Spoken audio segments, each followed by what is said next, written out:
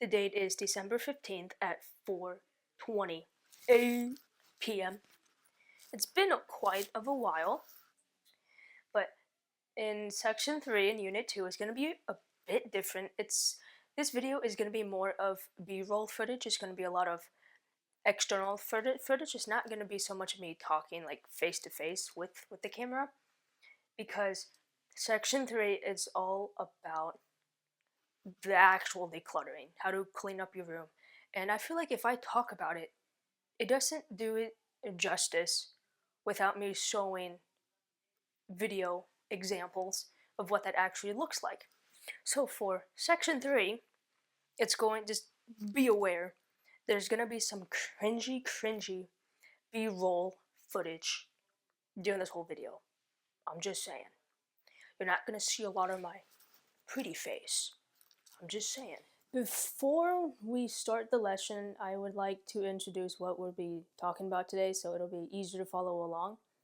So in Unit 2, Section 3, this is your homework / things that we are going to talk about in this video. These are just tips. You don't have to follow these 22 steps in order, because there is 22 steps. These are just tips on how to clean a room. So you don't have to follow every single step / tip. Just take what you want out of it. I just inserted 22 because I combined all of my knowledge from watching all of these endless self-improvement videos on how to fix your life and reading books. And I came up with my own rules, which is combined it all, which came out to be 22 tips. I also included timestamps for all of these tips, so if you want more clarification, you can go to the timestamps in this video, and then it's also in the description as below. So for tip 1 is the blank slate rule, which is start fresh, and we'll talk about that later on in the video. Step 2 is the essential first rule. Keep what you actually use. Tip 3 is the visible first rule to build momentum.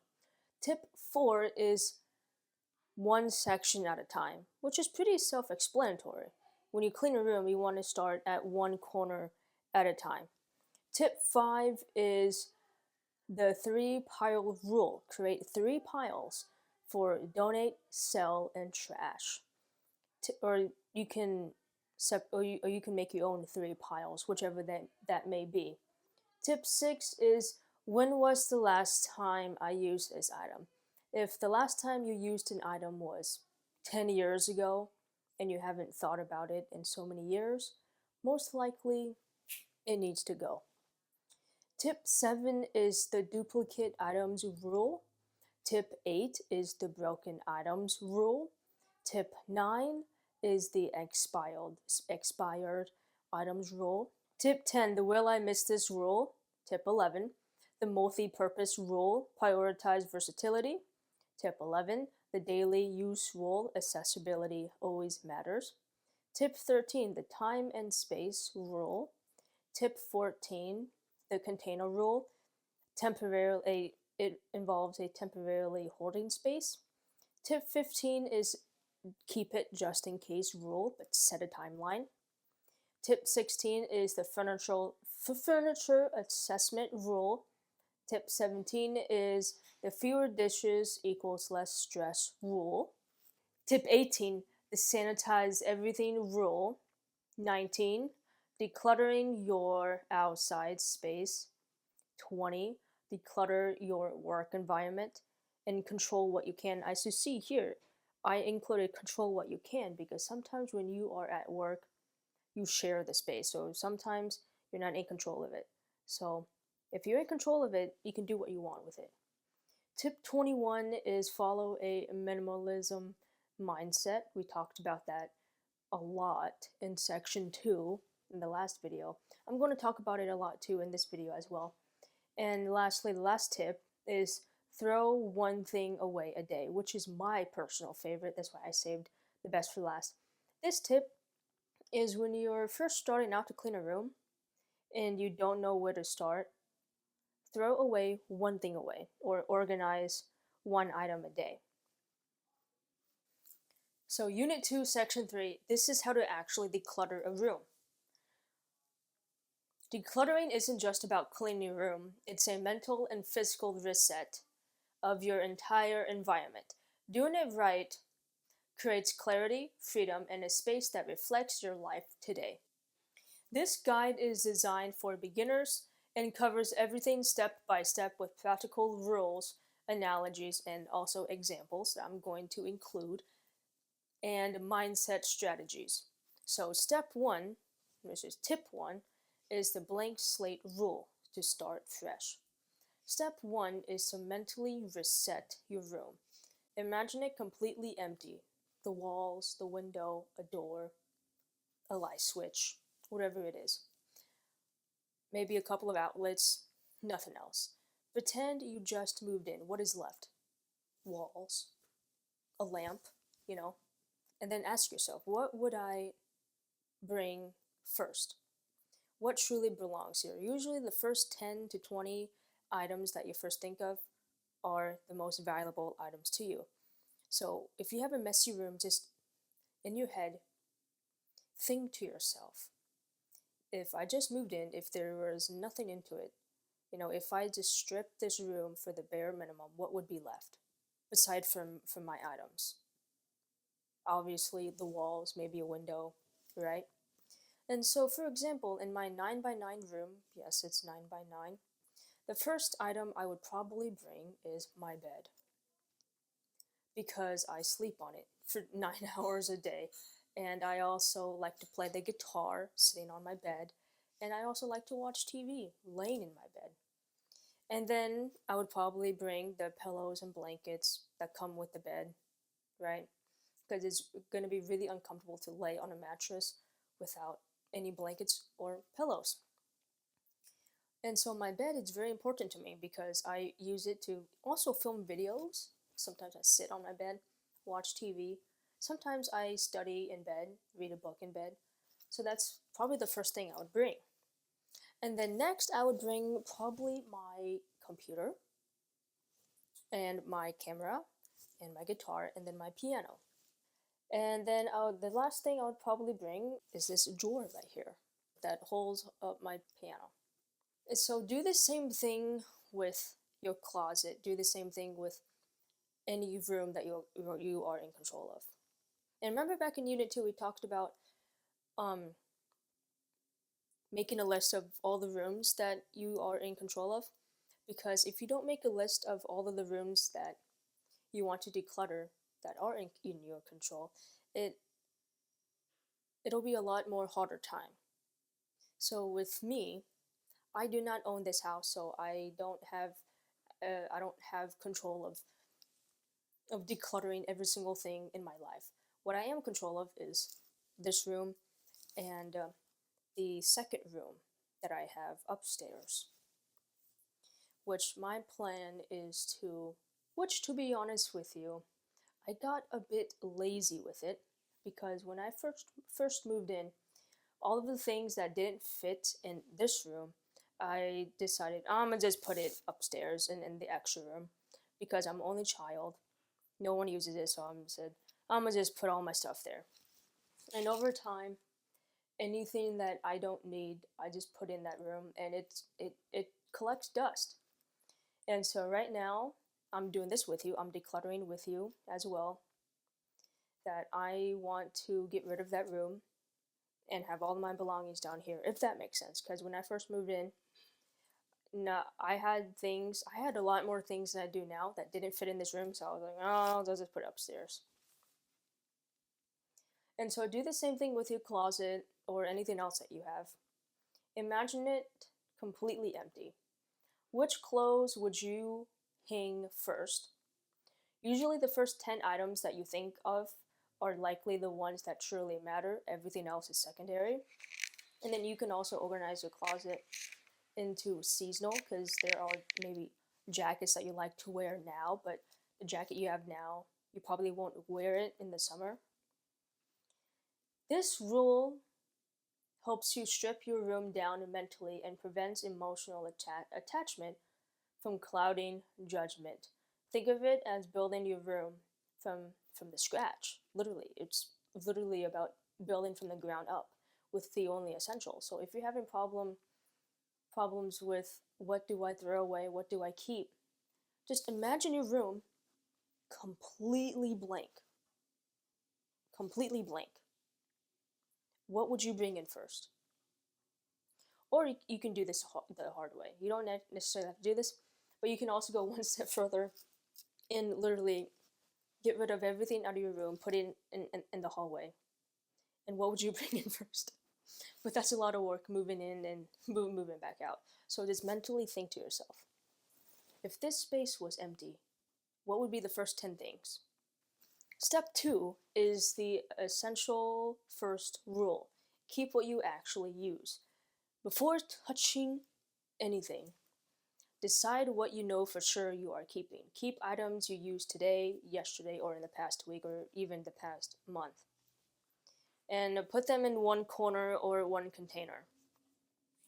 Everything left outside becomes your real declutter list. This is where the hide it underneath the bed analogy comes in. Often we shove things away we might need them someday underneath the bed. But the essential first rule says only shove that underneath the bed. Only keep things that you actually need underneath the bed. Because then everything else is evaluated for its true worth. So it has the opposite effect. Instead of putting things underneath the bed that you don't need for later, put things that you actually use underneath the bed. And then everything else in your room, you can say, okay, this is what I have left in my room that needs to be decluttered. Because if you put all the things that you use on a daily basis into one corner, one closet, one box underneath the bed, it makes it a lot easier because then you won't accidentally throw away something you need. That's one tip on how to declutter a room, is to put all of your items that you want to keep into one section of the room, which is the complete opposite of hiding it underneath the bed. If you hide it underneath the bed, well, if you hide items that you don't use underneath the bed, you won't know that it's there. Step 3 is the visible first rule. Build momentum. Start by clearing out what you can see immediately.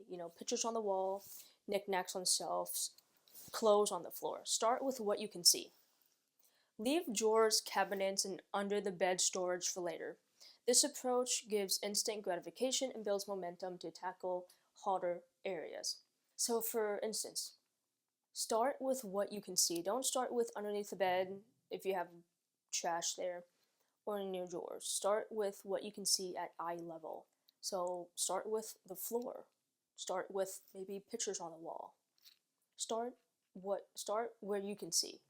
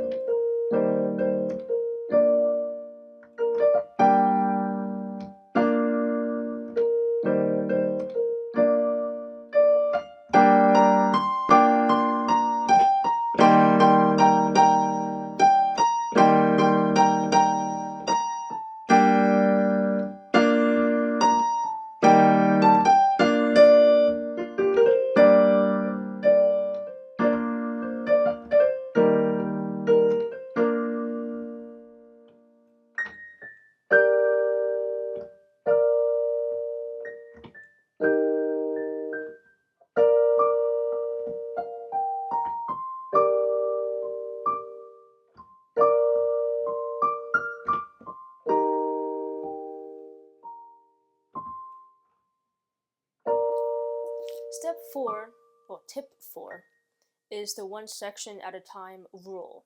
Decluttering a whole room in a one day is, well, I wouldn't say it's unrealistic. It just depends how big your room is and how mess of a room you have and what your goals are.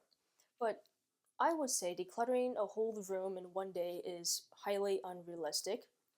Instead, focus on small, manageable areas. So, one drawer per day, one shelf per day, one side of a closet per day. Think of it as leveling up in a video game. Because back in Unit 1, Section 6 of we talked about gamifying your life, each section you complete is a level. So by the end of the week, you'll see a visible, stress-free transformation. We talked a lot about how to gamify your life. You can apply the same analogy here, but tip 4 is just take it one step at a time, one section at a time, so that you don't spend 12 hours of your day. You can only spend maybe 10 minutes a day, 20 minutes a day on one section at a time. Tip 4 is the 3-pile rule: donate, sell, and trash. Organize items into 3 clear categories. Make a category for donate, so good condition items, someone else can use, and then have a pile of selling, so valuable items worth money, so electronics, video games, instruments, and collectibles.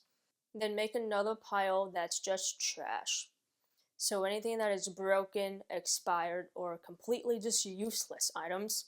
This system stops you from staring at a pile and feeling paralyzed by indecision. Sit on your bed and literally get a pile of your items, throw it on the bed, sit on your bed, watch TV as you do it, and then go through this pile and make one pile that's for donating, one pile just for selling, one pile for trash. You don't necessarily have to do these type of categories. You can maybe make one pile that's donate and sell because they're sort of in the same category. And then maybe you can do a category of course, trash, throwaway, or items you can keep and blah, blah, blah, right? It doesn't really have to be 3 piles. It can be 5 or just 1. These are just tips. Tip 6. When was the last time I used this? Ask yourself, have I used this item in the last year? In the last 3 years? What about in the last 5 or 10 years? If you haven't touched an item in years, it's time to release it. Sentimental items like photo albums are exempt because, of course, maybe you haven't looked at a particular photo album in 3 years. Doesn't necessarily mean you have to throw it away. But unnecessary leftover items aren't memories, they're just clutter. Only you can decide when was the last time I used this. But overall, this is a good rule. Tip 6 is very, very great in my opinion. You have an item, you pick up the item in your hand and you say, when was the last time I used this item? Right, in the last 3 or 5 years or 10 years. And then also, you can also ask yourself this question: will I be sad if I throw this away? If nothing changes, if you're not going to be sad or happy when you throw it away, most likely give it away, right? If it doesn't have sentimental value, if you don't have any emotion attached to it, if you feel as if your life is going to change drastically without having the item, and then you should probably keep it, right? But tip 6 is a very useful guide in deciding whether or not you should keep an item. If you have used a particular item, I say within the last 2 to 3 years, and then keep it. But if it's obviously been over a decade, what are you even doing? Give it away. Tip 7 is the duplicate items rule. Keep only 1 or 2 of the same item. So if you have 6 hair combs, like I do, keep only 1. If you have a unlimited collection of notebooks, maybe only keep a couple. I mean, for some reason, I think universally speaking, we all have 100 pairs of socks. That's just what I think. Because in reality, I only wear like the same 7 to 10 pairs of socks in a row because I do laundry about twice a week. But in reality, I have about probably 50 pairs of socks. To be honest with you, I'm not even joking. Duplicates take up space and mental energy. Ask yourself, if I lost everything except this one item, would I be fine? If yes, then let the extras go. Again, you don't need 6 hair combs. Just maybe keep one because you only have one head. Tip 8 is the broken items rule. Broken items that you are not going to fix anytime soon does not belong in your space.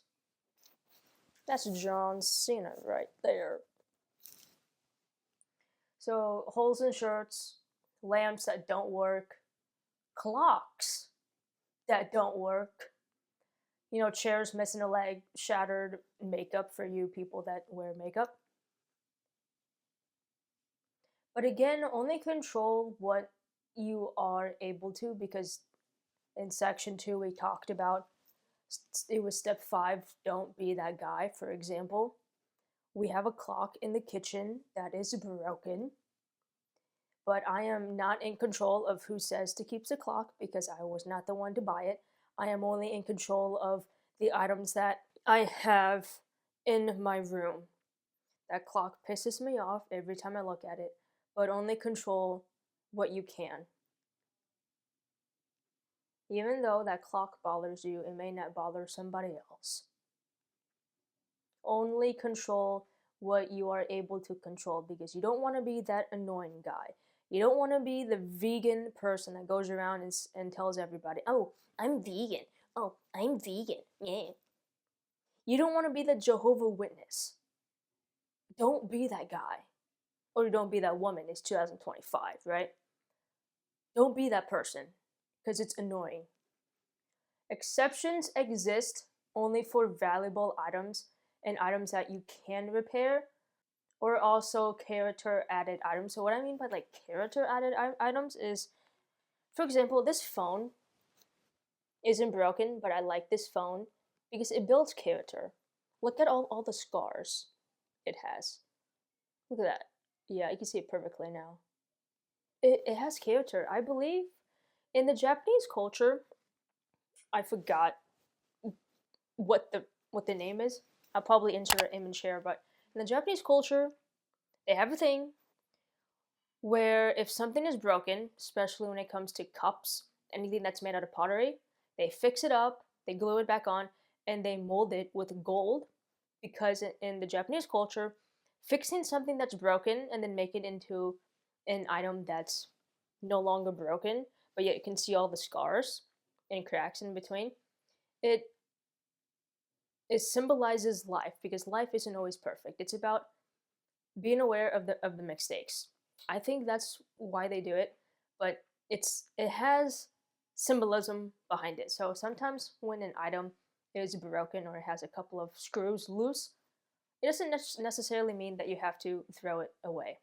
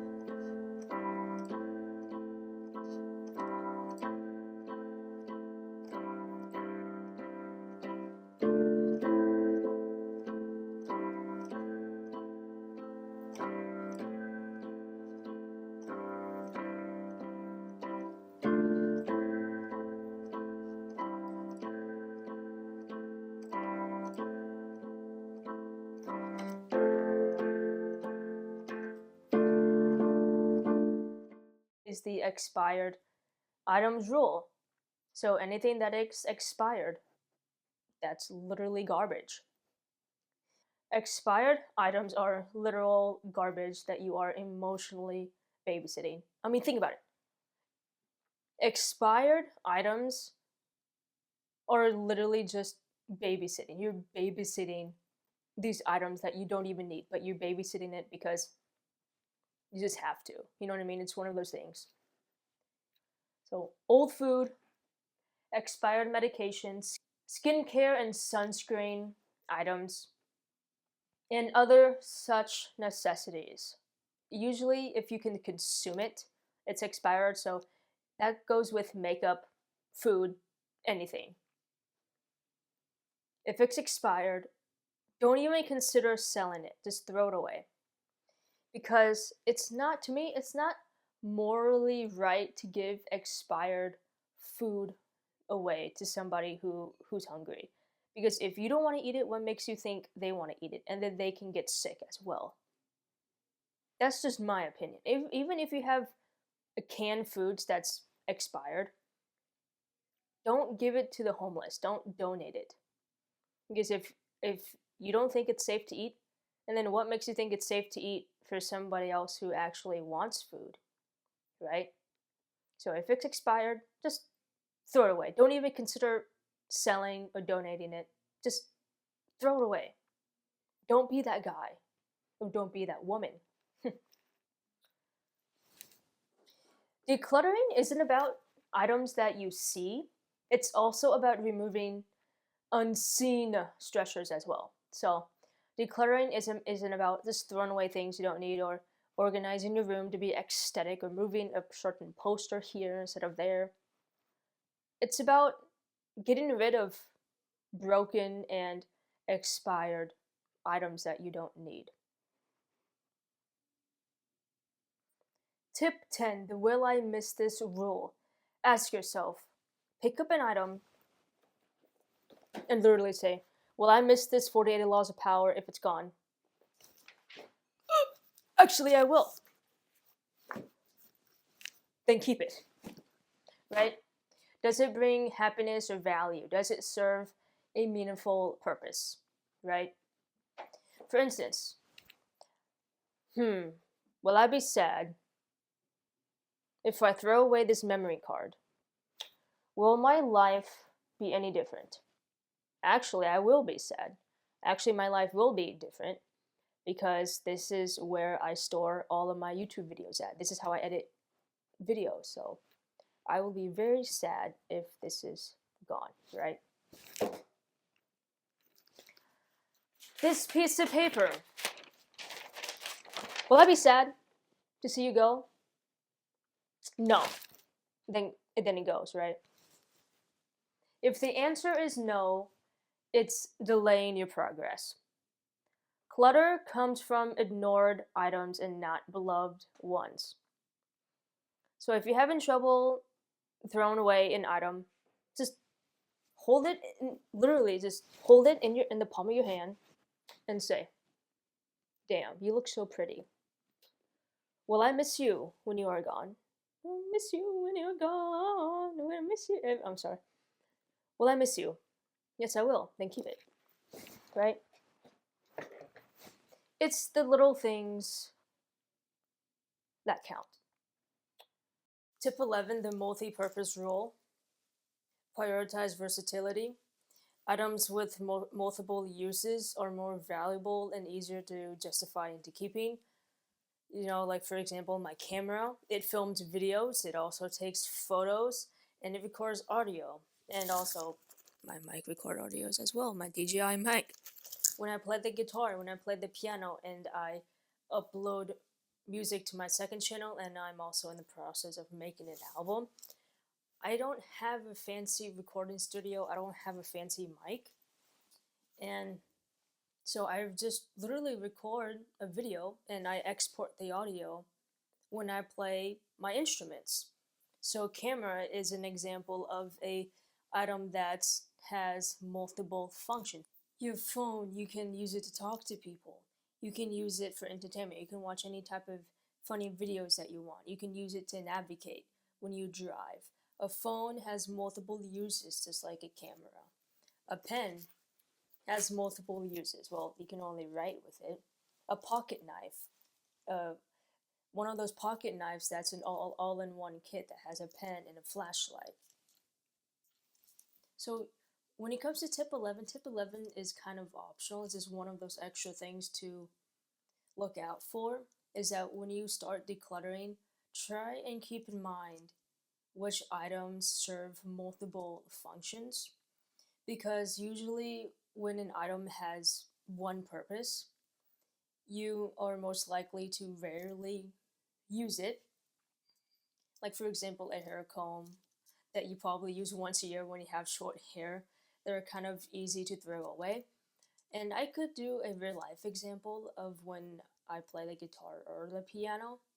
If I did not have a second YouTube channel where I upload my progress of those instruments, I would be less likely to play them. But because my instruments also serve me as a financial endeavor, because I do want to become monetized on my second YouTube channel as well, my guitar and my piano serves as a second outlet for income for the future.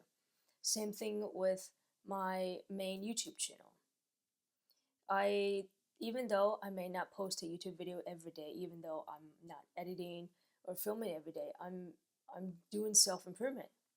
I'm filming a video that's called I read 10 books in 1 year. That's coming up soon.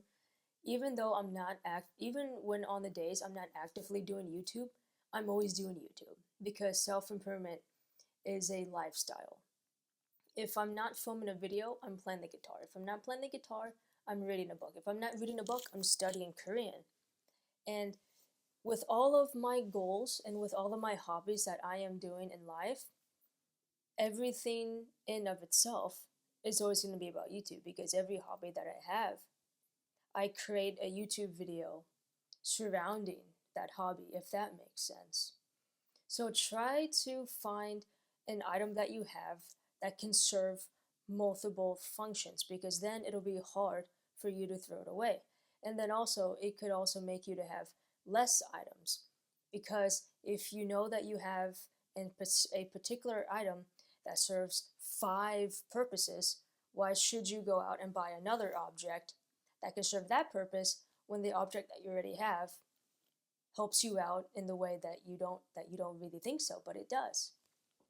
So tip 11 is one of those things where you probably should look out for, but it's not really that much of a big deal, because the more value an object has equals the less clutter.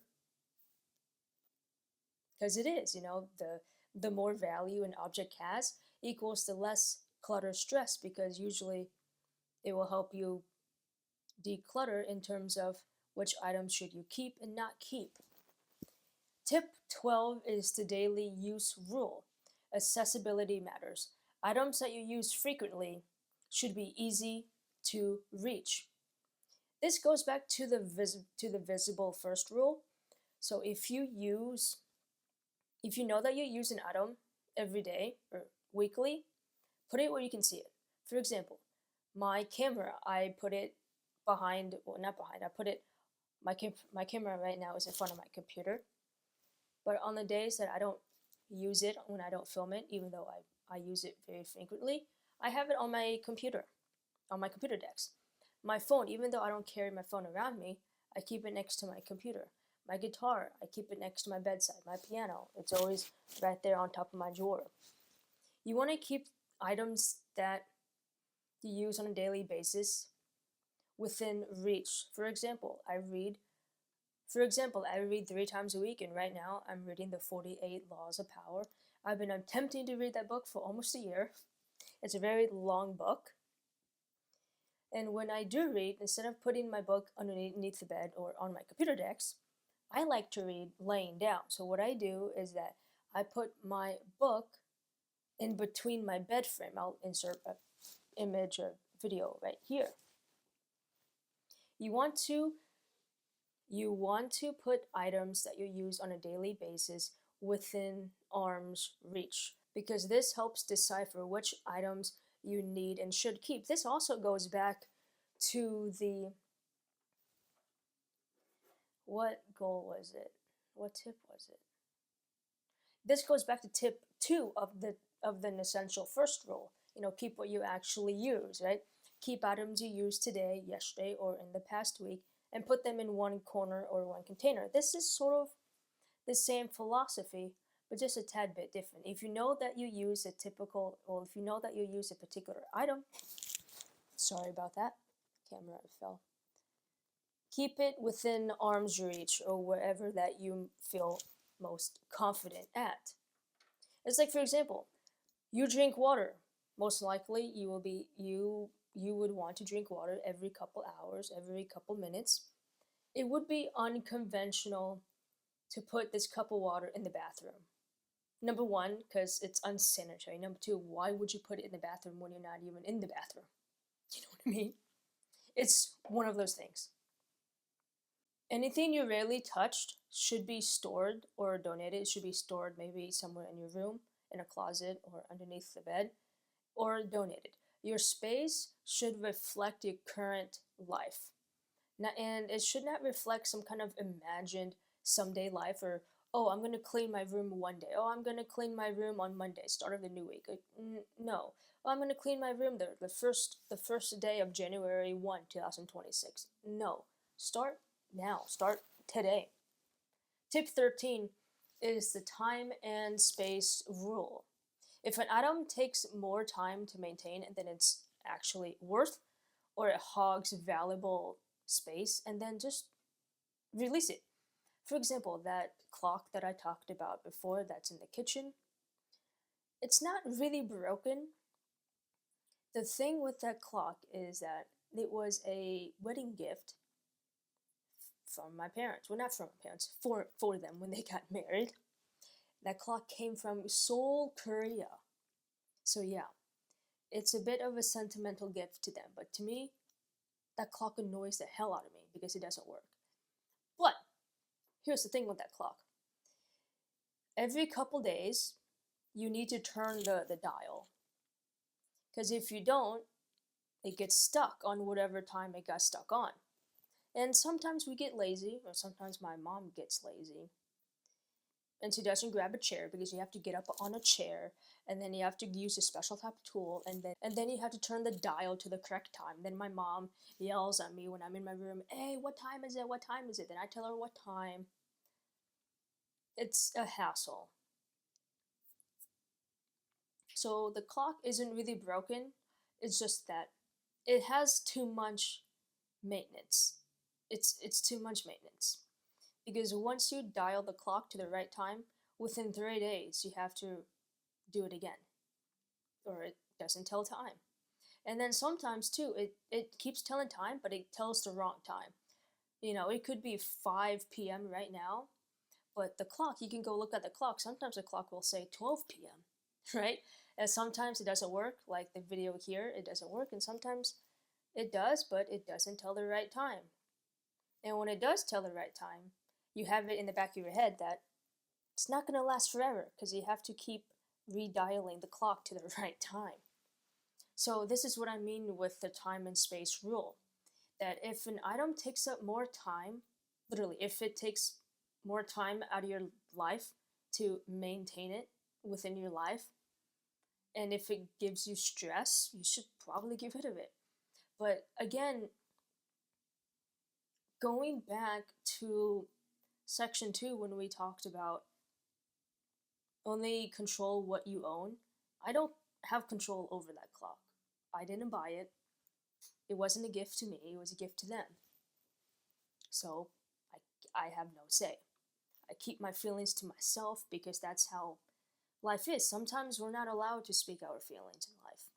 I hate clam chowder soup, but I don't go around with a sign that says, I hate clam chowder. No, I just keep it to myself.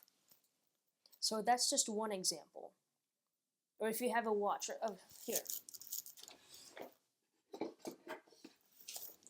I love this watch. I love it. This watch, again with the clock analogy. It's funny how that is. Takes up time, too much time, but yeah, I'm talking about a clock. This watch works perfectly fine. I think it goes pretty well with my outfit as well, I think too. But guess what? It's battery powered, and you can see it no longer takes time. No longer takes time. I have to go to a jeweler and have them fix it because that's just how watches work. Sometimes you can take out the battery yourself, but this is a very particular watch. So again, there's even more money out of my paycheck that I don't have. And that's why I've been putting it off, because I don't have the money to fix this watch. So I've been just hoarding it around until I can. But do I have any plans to throw this away? No, because going back to tip 10 of will I miss this? Will I miss this watch? Heck yeah. So I'm gonna keep it around. Decluttering isn't about throwing away everything. It's about being intentional with what you own. It's about being intentional with what you have. If throwing away this watch makes me sad, and then why should I make myself sad? Right? I should probably keep it. I probably should. And then I'm sorry. And then two, with the time and the space rule, you can also be more, what's the word? You can be more efficient with the items that you own. Like for example, this watch is solar powered. There's no battery. There's nothing. It doesn't take time right now because I haven't worn it. The thing with this watch is that it will never die. I'm sorry. The thing with this watch is that it will never die unless if it doesn't touch the sun or the sunlight in a while. And this watch has not touched the sunlight, I think, in a couple months, so that's why it doesn't take time. But as soon as it touches the sun, it works. Trust me, I tried it. I just haven't been out much, so I just really haven't worn it as much. Plus, this watch, this is my favorite over this one. So this is what I mean by becoming more efficient. If you're tired of buying batteries for a watch every couple of years or every year, get a solar power watch to the point where you never have to get another battery again. It's all about becoming intentional and efficient with the things that you own. It's always not about throwing away things so you can own less things, or it's about being happy with the items that you have, because what's the point of life if you can't be happy with the things that you have, right? Yeah. Tip 14, the container rule, temporarily hoarded space. Again, another container analogy. Use this tip for items that you are unsure about. Use this as a temporary holding space, a container, maybe a box, a Home Depot box. It doesn't really matter, or a drawer. I have a junk drawer, by the way. I do. This is I don't know why I said that. That's weird. This is the adult version. I don't know why I said that. That's weird. Anyway, but this is the adult version of the shove it underneath the bed trick, because an overflowing container kind of saves you time in a bit, because if you don't really know if you should throw it away or you should sell it, just put it in a box. I think everyone has a junk drawer. I have a junk drawer. I do. And then at the end of your session of decluttering, you can go back to that junk drawer and really decipher which items that you can keep. Because sometimes when you own items, it's going to be a lot harder. It will, because there's some items where you know you want to keep, and then as you get deeper into thrown away items, sometimes when you pick up an item, you say to yourself, I don't really know. I'll be sad when this is gone, but I'll also not be sad when this is gone.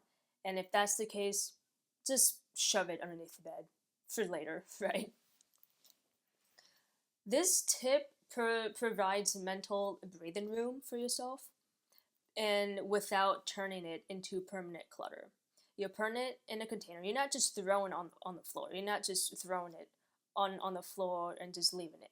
You're putting it in a little space that's neatly organized, put in a box, and you throw away the key, right? What's the saying of not telling a secret? You like zip it up and then you throw away the key, right? Tip 14 is exactly that. You throw away the key. But go back to that key. Go back to it, because the point of decluttering isn't just to ignore the habits, isn't just to ignore your items. It's about saving you time as well. If you don't know if you should throw an item away or donate it, you're having trouble coming up with the 3-pile rule that we talked about, I think, in tip. What was it? Yeah, tip 5 with the 3-pile rule and all the other tips that came beforehand. Just shove it underneath the bed for later. Don't worry about it. Tip 15 is the just in case rule. We all keep things for just in case, right? Shoes, random gadgets, random jackets that's designed for Antarctica, but yet we still keep, even though if we live in Arizona, because we just never know, right? To avoid hoarding, set a deadline for example, like 6 months, 1 year, or 3 years. If it's unused by then, and then let it go. These exceptions are for emergency supplies, first aid kits, earthquake kits, and then so on, because I hope you never need them, but I believe everyone should have a go bag. That's what they call it. They call it a go bag, where it's worst case scenario. Every go bag has maybe canned foods in it, a flashlight, feminine hygiene products, couple of jackets, a shirt, pairs of underwear, some cash. Everyone needs a little go bag, because you just never know. You need to be prepared. It's about being always prepared, right? But besides from all that of becoming prepared for the worst case scenario, hope it never happens, we all keep things just in case when we don't really need. I mean, going back to the duplicates rule, like you guys saw, I have a litany amount of hair combs. Keeping 1 or 2 or 3, that's fine, right? Because I do believe that just in case it breaks, just in case my friend needs to borrow it, it's good to have an extra. But do you really need 4 hair combs, 5 or 6 or 7? Probably not. Right? Keep it down to about 2 or 3 extras, right? Just a thought you should think about. Especially my mom, she has a thing where you just never know, just in case, just in case. If somebody gives us a gift, or if she finds something at a garage sale, she always goes, just in case, just in case. We never know if we need this drawer. We never know if we need this extra refrigerator. We never know. Yeah, we have a vacant refrigerator for whatever reason, because we just never know when our refrigerator may break, even though we already have 3 already. 2 in the house and 1 in the garage. And then another one, a vacant one. Do we really need another one? Probably not. You know what I mean? But again, I don't have control over these things, because I don't buy them, right? I live here rent free, so who am I to judge, right? Only control what you have. Only delete what you can have. Only declutter what you own. Don't go around the house and be that guy. Don't go around saying, "Oh, I'm vegan," every 2 seconds. Don't be the Jehovah Witness. Don't be that guy. Only control what you have. And then too, with a deadline, if you haven't used a pair of shoes that you just said just in case within a year, set a deadline. And you haven't used it, let it go. Give it to somebody, donate it, sell it, I don't care. Just let it go, right? But it's good to have more than 1 pair of shoes, right? It's really good, but only you can be the dictator as to what comes off as just in case. I'm gonna keep this just in case. Because sometimes, too, just in case actually ends up being true. Like, you actually end up needing it, right? But you need to assess if you need only 2 items of just in case, but do you really need 5 or 6 or 10? Probably not. I'm just saying. Tip 16 is the furniture assessment rule. This tip sounds a bit ludicrous. It sounds hilarious, I know. Like, the furniture, what does that even mean? I mean, from my opinion, from my standpoint, I don't buy anything, but my parents, we have a unnecessary amount of furniture in the house, an unnecessary amount. Like, for example, we have a dining table that's meant for 6 people, but we never sit at the dining table, and we are 30 people. We most likely sit on the couch, and I most of the time eat in my room by myself, or my father goes up in his room and eats. We don't really eat as a family as much, which is kind of disappointing now that I think about it. I think the last time we all ate as a family it's probably last year when we lived at the old house, having one last meal together before we moved. But even then, before then, we don't really eat dinner together. It's not really a thing. It's more of because we all eat at different times. I usually eat dinner at 7. My mom eats dinner at sometimes like 5 or 7. My father, he eats dinner at 4. And so we never really eat at the same time of the day. It's more of I'm gonna go eat my dinner in my room as I watch Supergirl. Right now, I'm watching Supergirl right now. I have an orange in my hand for some reason. When was the last time I've sat my butt on this chair? Does it serve a purpose or does it just occupy space? Rarely used furniture, let it go. Every piece of furniture must earn its place in your home. But again, only control what you have, only control what you are in control of, even though that dining table pisses me off. Because I don't know, since I started my self improvement journey, I've become a bit selfish. Like, does this serve purpose? Does this make my life better? And I ask myself that question everywhere I go. And I replicate that question in anything that I do. Does this make my life better? Does eating this food make me better? Does watching this TV show make me feel better? Do I learn a lesson from this TV show? And I've been applying that to everything that I do in life, and it's been my downfall. It's a good thing to question the why, like we talked about in Unit 1 of questioning yourself, questioning life, becoming self aware.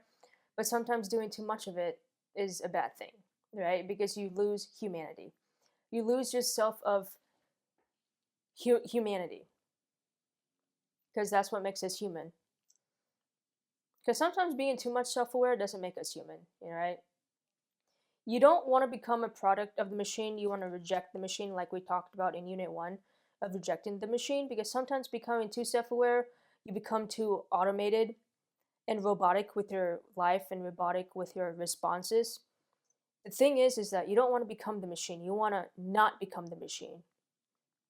And sometimes becoming too much self aware you end up being the machine.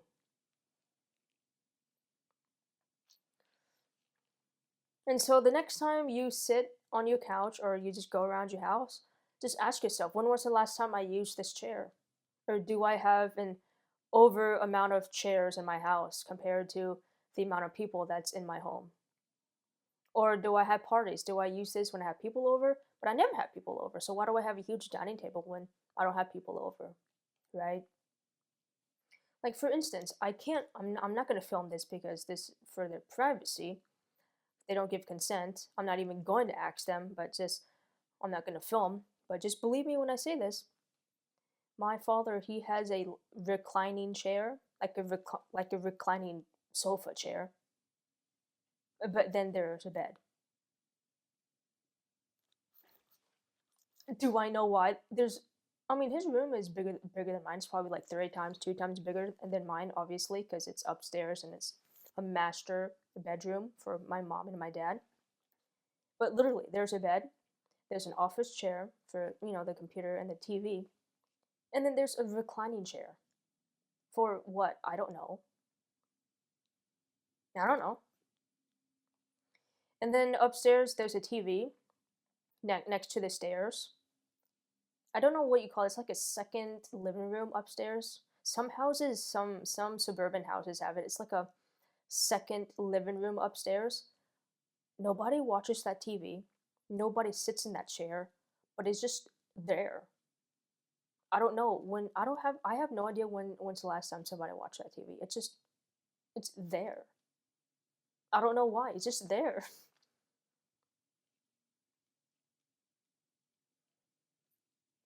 Things like these, you have to become self-aware and ask yourself, when was the last time I've used this item? When was the last time I sat my butt on this chair?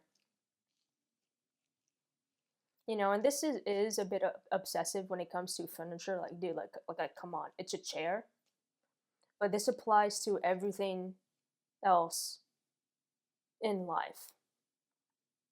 And I could also say that who am I to judge that my dad likes to have an extra pair of a chair in his room, right?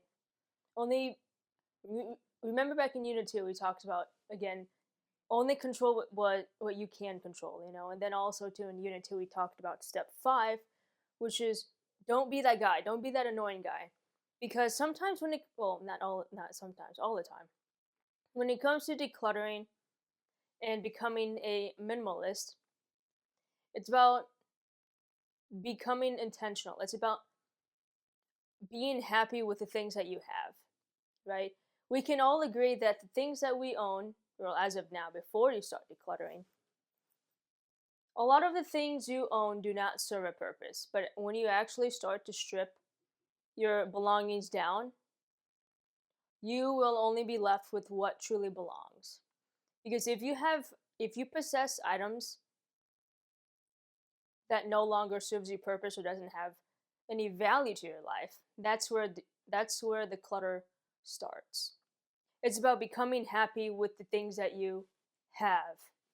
Step 17, well, tip 17 is the fewer dishes equals the less stress rule, which is the fewer dishes that you have equals the less stress that you have, and it equals to faster cleaning. And this applies to the kitchen, the office, the closet, and to wherever else that you have to declutter, because the less items you have, the less stress it is to maintain it. Because think of it.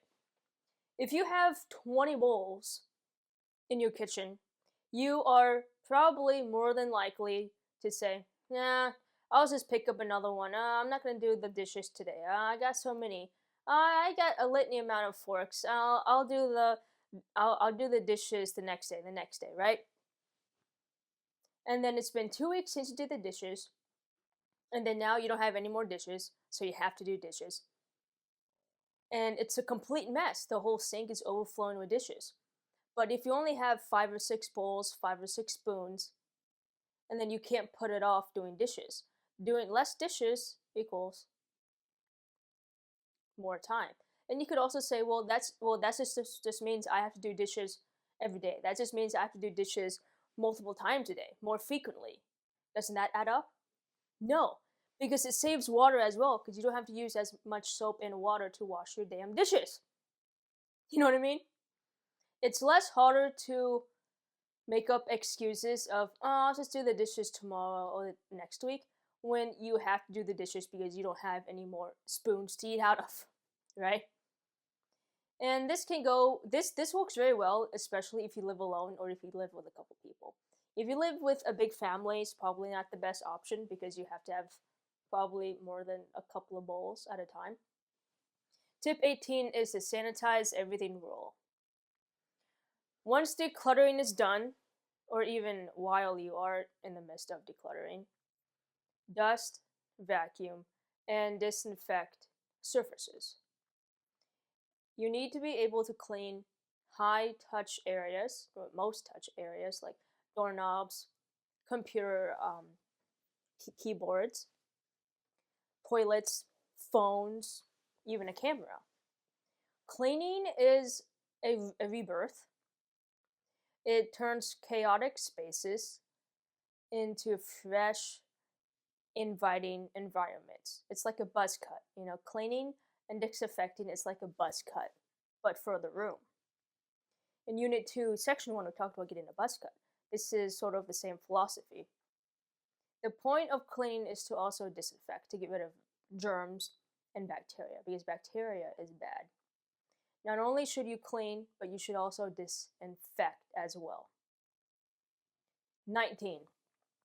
Decluttering your outside space. Decluttering isn't just for the inside, it's also for the outside. Check the cars, go inside your car, look for things underneath the seats.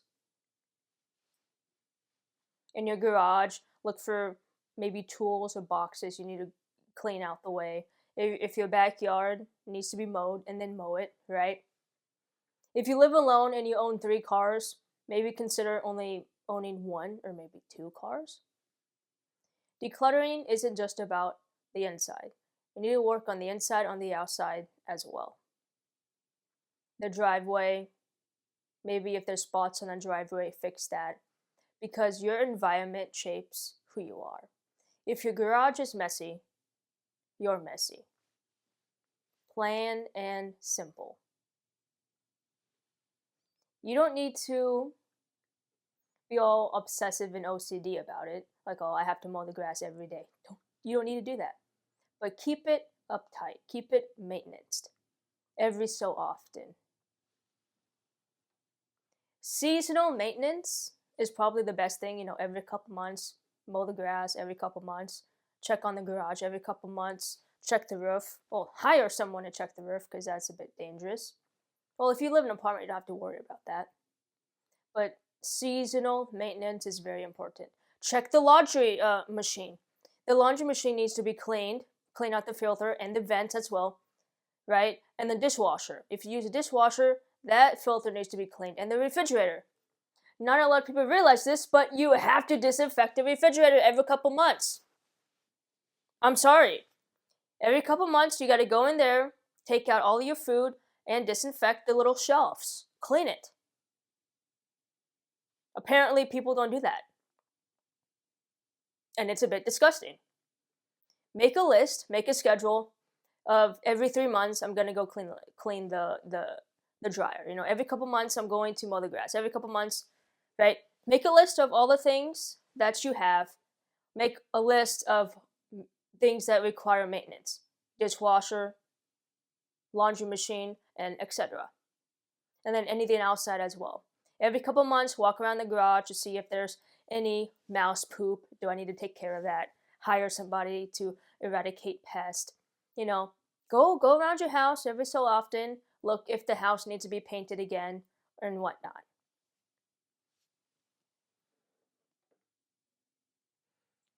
Seasonal maintenance in the outside space supports your organized life, and it does not undermine it, and it will never undermine it. Your space reflects who you are. If your door is dirty, clean the door.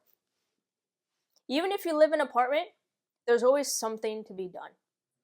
If you live in an apartment and your doorknob's dirty or there's a little scuff mark at the door, bend down and get a wet rag and try to see if you can wipe it off.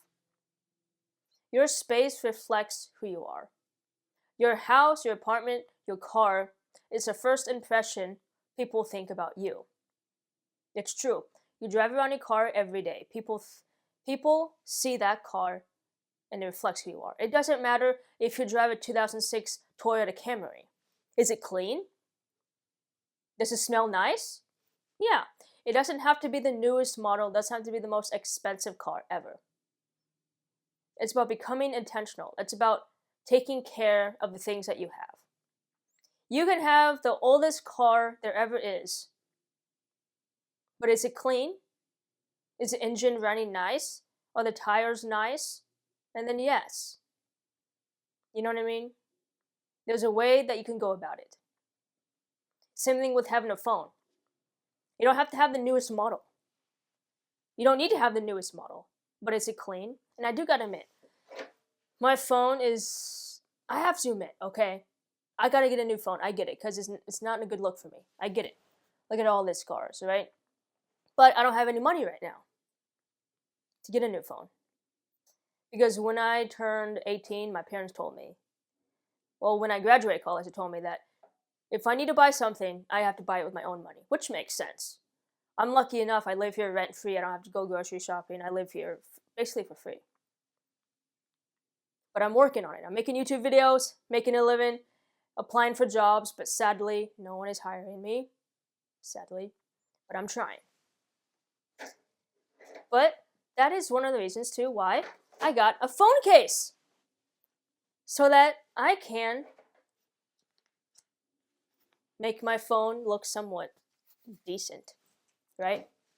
Because I know that it's going to be at least a couple of years till I get a new phone, to be honest with you. I'm just going to be honest with you. And starting this self-improvement journey, and I'm also doing these steps with you. All of these units, I'm doing it with you. I have to do what I say, right? I have to do what I teach. Even though I can't afford a new phone, I can still take care of the things that I have, right? I can't do that. Tip 20. Declutter your work environment. Control what you can. This will go for some of you because sometimes when you're at work, you don't occupy the same, well, you don't occupy just your space, you share it with other people. So focus on your own space. If you have your own desk, a locker, or a cubicle, or if you share a certain desk, and then after your shift, someone else's takes over that desk, maybe make a plan. Maybe talk to that person or talk to whoever that shares that certain maybe computer or a certain space, and you can say, okay, every other day or after every shift, I'm going to disinfect the computer keyboard or something like that. But only control what you can. Don't go around the workplace and tear down a poster when you think it's ugly. You know what I mean? Don't go around the office and throw away just random knickknacks just because you feel as if, oh, it serves no purpose to me or it looks ugly. Don't be that guy. Only control what you have. Control what you own. If you own a certain desk, if you have your own desk at work, and then control that, right? Because no one else can tell you what to throw away when what not to. Not even your boss. Keeping your workspace clean is just as important as keeping the outside of your house clean, and then keeping your bedroom cleaner, and then any other place in the house, kitchen, laundry room, things of that nature. But in my opinion, in my perspective, I am only in control of my room because I live here rent free. For other patients of my asylum, you may live alone or you may live with other roommates. You may be in control of more rooms than I do. It is highly, highly important that you keep your work environment clean as well. Because a messy room is a messy mind. So a messy workspace is a messy brain. And then if you share a common space, I would highly suggest to coordinate cleanups, make a schedule of who does what on certain days. Keep it practical, supportive of productivity and happiness. Cleaning should feel empowering, and cleaning should not be forced. It should feel good to clean. You don't have to clean every day, or you don't have to clean every hour of the day. Maybe just once a week is enough. When you go to work today, when you go to work the next day, tomorrow, or whenever you watch this video, whatever space that you occupy, ask yourself, do I feel happy with whatever items that surround my workspace? Is it clean? Is it organized? Tip 21 is follow a minimalism mindset. Minimalism is about intentional living. It's about keeping items that only serve a purpose or bring you joy, bring you happiness. Minimalism is about avoiding unnecessary accumulation. A minimalism mindset prevents clutter before it starts. The art of minimalism is more of a lifestyle. It's a name brand. It's a hobby. Like for instance, minimalism is a personality trait. Like for example, people who say, "Oh, I work out at the gym because I'm a bodybuilder," or "I work out at the gym because I do CrossFit. I'm a CrossFitter." It's the same thing. Minimalism is a personality trait. Minimalism is all about owning less. And how does that differ from the rest of the world? How does that differ from all the other patients of the asylum? What's the difference between normal people and you or minimalism? The average person doesn't think about what they buy. They just buy it because they want to or they have the money. Minimalism is about intentional living. It's about less is more. But it's also not about owning fewer possessions. It's about maximizing the value of your time, energy, and resources by eliminating distractions. You can take it as far as you want. There's a guy in Japan. I always forget their names. I'm not really good with names. I'll insert a video, a picture here somewhere. There's a guy in Japan who is a die-hard minimalist. I mean, he is far into it. He does not own a single thing. The reason why he does minimalism and the reason why he chooses this lifestyle is because he likes to move around. Once a year, he lives in a different location because he likes to travel, which is nothing wrong with that. Some people just like to travel. He says that it's very easy to travel because you can just pack your things and just go. There's other examples of people who do minimalism. Like my favorite YouTuber, Matt Diavella.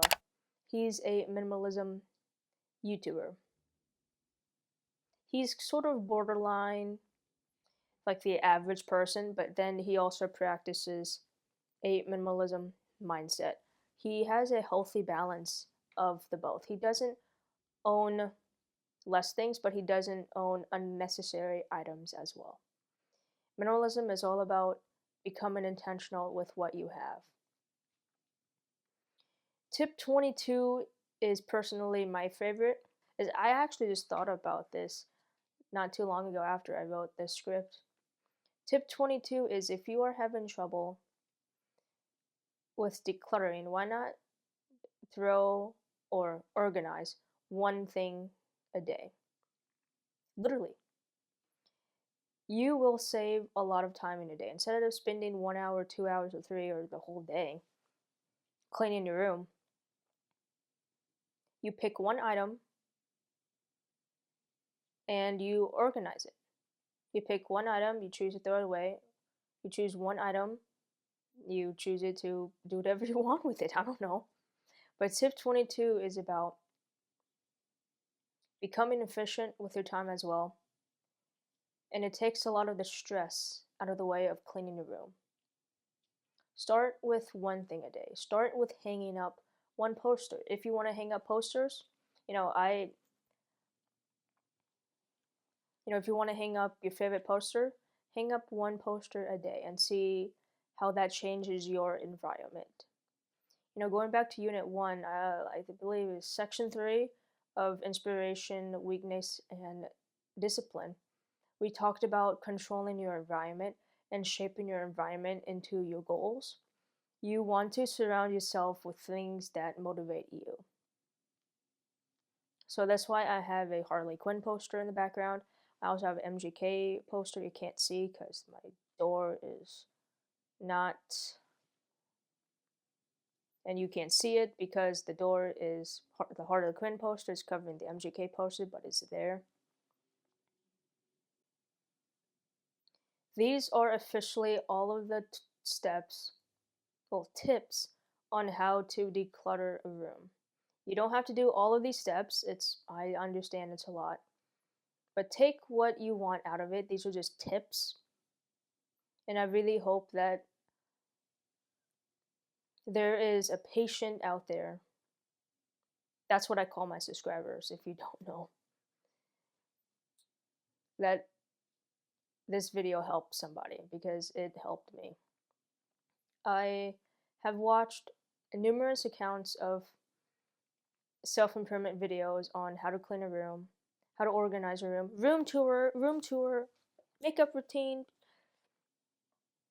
I have combined all of my knowledge I have learned from watching YouTube videos and reading books into one video. These are all of the tips that I have gathered, and I made some up on my own as well. If you can find any benefit out of these 22 tips, and then I am very happy with that. If any of these tips help you in any way, please comment down below which tip helped you the most. And I recommend too, if you don't know where to start, maybe just start with all of them. I don't know. Just close your eyes and just click the link. I inserted a link of the Google Doc down below. So click the link and just close your eyes and just scroll, and just point and see which one you land on. But I say tip 22, throw away one item a day, is very good. And what else? Yeah, practice a minimalism mindset. Tip 22, 21. I'm gonna just shout out numbers, okay? I recommend 22, 21. Number 10. Tip 10 is the will I miss this rule. Pick up an item and say, will I miss you? Oh, yes, I will. Then keep it, right? Oh, I'm not gonna miss you. Then throw it away. What else? Yeah, the tip 8, the broken items rule, and number 9, the expired items rule. Tip 4 is good, the one section at a time rule. Tip 3, the visible first rule, that's a good one. Unit 2, section 3, this is your homework. You don't have to follow all of these steps in order because there are a lot of steps, but these are more of tips. Take what you want out of these. In order to declutter, these are 22 steps that may be beneficial to you. So take what you want from this. If you follow these 22 tips, or you implement some of these steps into your life, I almost guarantee that you'll be successful at decluttering. So tip 1 is the blank slate rule. Tip 2, the essential first rule. Tip 3, the visible first rule. Tip 4, the one section at a time. Tip 5 is the 3-pile rule. Tip 6, when was the last time I've used this? Tip 7, the duplicate items rule. Tip 8, the broken items rule. Tip 9, the expired items rule. If it's expired, get rid of it. Tip 10 is the will I miss this rule. Tip 11, the multi-purpose rule. If it serves multiple purposes, consider keeping it. Tip 12, the daily use rule. Tip 13, the time and space rule. Tip 14, the container rule. If you don't know if you should keep an item, think about maybe putting it in a little container and save it for later, like a junk drawer. Tip 15, the just in case rule. 16, the furniture assessment rule. Tip 17, the fewer dishes equals to less stress rule. Tip 18, sanitize everything rule. Tip 19, decluttering your outside space. Tip 20, declutter your work environment. Tip 21, follow a minimalist mindset. And tip 22, throw one thing away a day, which in my opinion, this is my favorite step. You wake up one day and you take one thing and you decide. You pick up one thing and say, am I going to keep this or am I going to throw it away? It's a way of to minimize stress. You take one item in your room, wherever room you are in, and you decide if you should organize it, put it on a shelf, put it away in a box, or throw it away. This rule is, my opinion, my favorite one.